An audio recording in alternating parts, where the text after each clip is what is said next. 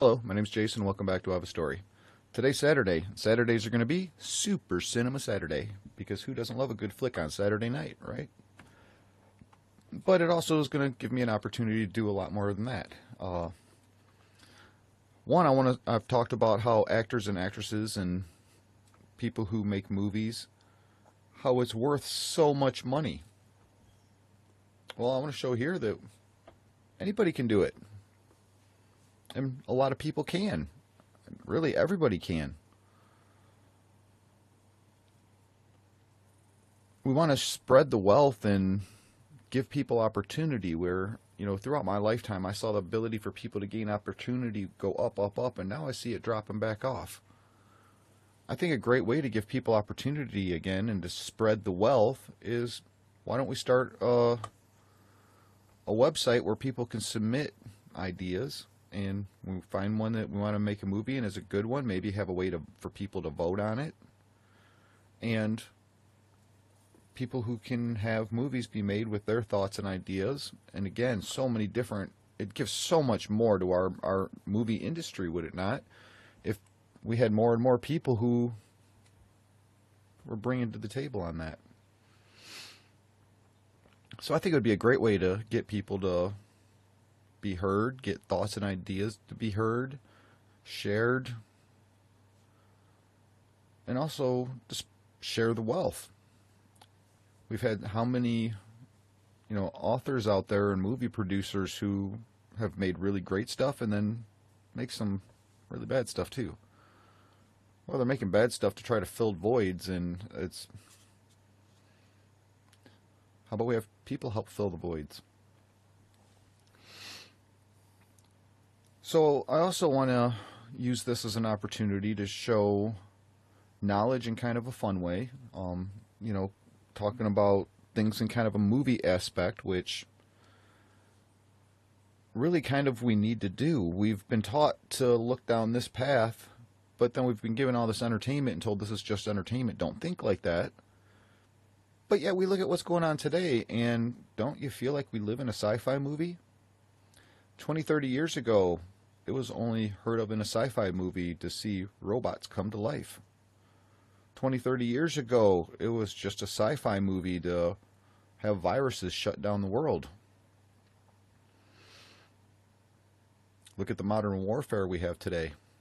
It all feels like a sci-fi movie that I'm living in now. So, if we also look at things in history in more of the mindset of what we see in TV and what our creative minds come up with as entertainment, it opens the door to a lot more knowledge and views and ways to perceive things in the past and in the future and what's going on today. Part of how we gain knowledge, but in kind of a fun way. And I guess I'll start out this one and trying to keep these videos short. And I hope to have these aired by 8 o'clock on Saturday, and I'm running late. And it's Saturday right now, and I'm already running late. And I know I'm pretty sure I'm not going to get this uploaded and aired by 8 o'clock tonight, but pretty close. But I'll try to stay on key with that. But go back to my Use Your Thinker Thursday from last week. Now, I talked about how maybe they had different technology back then. What if they had like some sort of particular technology that they were like a particulate guns that we have seen in sci-fi movies? What if they had particulate weapons that I talked about Thursday in the Easter Isle statues? What if they were holding up something that was maybe an organic type matter that the particulate ray would, and I'm again using rays as what we know as today and what we can correlate, and again, words are a way of just simple communication. So what if they had some sort of particulate ray that maybe there was something that those statues were holding up that was an organic matter or something that was a different type of matter besides stone, and stone was pervious to the particulate ray, and that stuff just became dust. What if back then there was actually millions of people and whatever particulate ray, they vanished? People hid in cliffs, people maybe hid in stone structures, survived and then regrew from there. One of the things I really, really question and think about is the growth of the human race. Today and throughout my lifetime, the average household of children, was roughly 3 kids per household. You go back in history and we were taught that they had 10, 15 kids, 20 kids, in part because that was how, as a family, they provided for their family. This is the views we were taught. Do we consider that slavery? We're having kids to work the fields. So, in that sense, is that slavery? Child slavery? Again, try to look at things in what we see today in our views as to what they saw back then. So would that be considered child slavery when we're specifically having children just because we need more hands to work the farm? So what if there was a particulate ray weapon kaboom of some sort, as what we can understand today, that just eliminated certain types of matter? Maybe even all the trees and all the shrubbery and everything evaporated. Whatever was in the ground, seeds, whatever, could reform, and who knows what was available then. Certain relics might have been, again, further distances to where they might have been impacted, but not as much.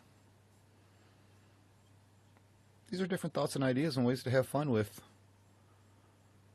knowledge and looking at things and seeing them in a different light. If at the end is all you get to do is have some fun, then yay, let's have some fun. But you never know. So many things in the world have been learned by mistakes. And I don't want to say playing around and joking is making a mistake, but if you look at it in that same point of view, if we can learn so much by making mistakes, then we could learn so much by having some fun and playing. To me, that's how I talk about the world full of children today. I like to have fun, but I like to do it while I'm making progress with things. I like to joke around, I like to laugh, I like to be creative, I like to have a fun mind. But at the same time, I like doing that while I'm building stuff and breaking up the monotony of the hammer swing and throwing a chuckle there too. When I go to the store, when I go out in public, I like to make people laugh. To me, that's having fun and playing. So I don't want to state that I'm not any fun and I don't enjoy fun, but that's to me how I am and how I have fun. So let's have some fun. Let's have some fun on Super Cinema Saturday. And who knows, maybe we can gain some knowledge and even relate to different things that maybe we didn't relate to properly or didn't relate to at all. There's so many things going through my head. I want to keep these videos short, and there's so many ways I can go down, so many things I talk about. There's so many avenues I can go down and talk about. Now it's starting to rain. But, yeah, Super Cinema Saturdays. Let's have some fun. Let's look at the world as kind of a sci-fi movie, because is it not today? And not just sci-fi. I actually thought about making the Sci-Fi Cinema Saturday. But there's so much more to it than just sci-fi and movies and reality and what it's all done. Especially in movies that I have even gone down the road of where I was taught history, this is what happened once, and that's how I was taught it once. But then I watched a movie 50 times that depicted it totally different, and I actually kind of forgot the first time that I learned it and fell into the mindset of what the movie was.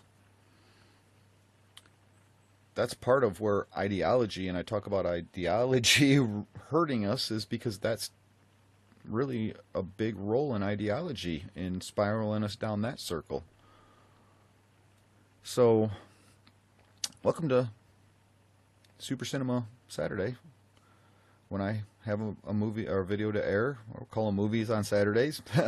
I'll air them on, I try to air, like I said, I'm going to try and air them at 8 o'clock and try to have some fun and look at the world as a movie and look at history as a movie and use the knowledge we have from movies and all of that.